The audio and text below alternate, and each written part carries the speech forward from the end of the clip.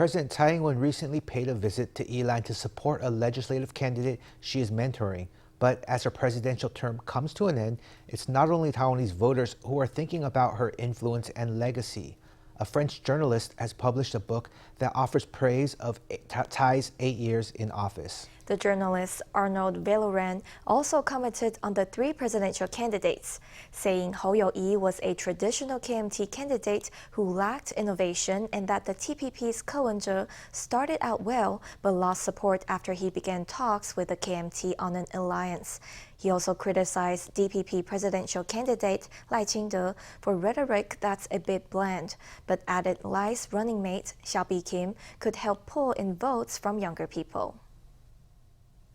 The wind was cold, but the people surrounding her were enthusiastic. President Tsai Ing-wen is in Yilan, stumping for a legislative candidate she is backing, Chen Chun-yu.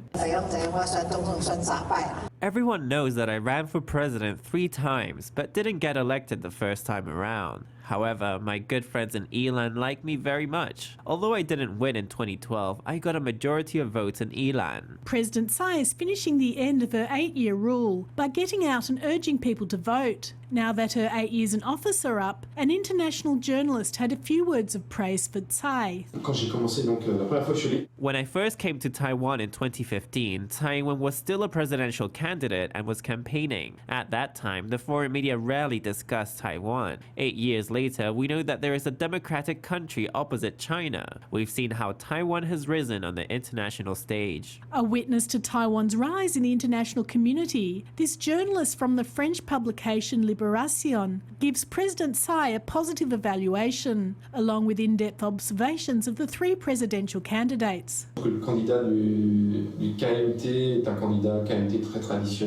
think the KMT candidate is a typical KMT candidate. Looking at it from the outside, in terms of political innovation, his rhetoric is extremely poor. The DPP candidate, current Vice President Lai Ching-te, is mainly focused on continuing Tsai Ing-wen's discourse. I feel his current momentum is a bit too soft. Now there is a running mate, Hsiao Bi-khim, to partner with him. I think this may be very interesting. She's a woman and she has international experience. I think she could also attract young people. I think this is not surprising as the DPP needs the support of young people. I think Wen-je's campaign was very good at the start, but when he considered merging with the KMT, even though importantly it was at the KMT's invitation, everything fell apart. He's saying, I hate this party, but I will form an alliance with this party, which confuses people. Which one will be President Tsai's successor? This question is attracting much attention from the foreign media.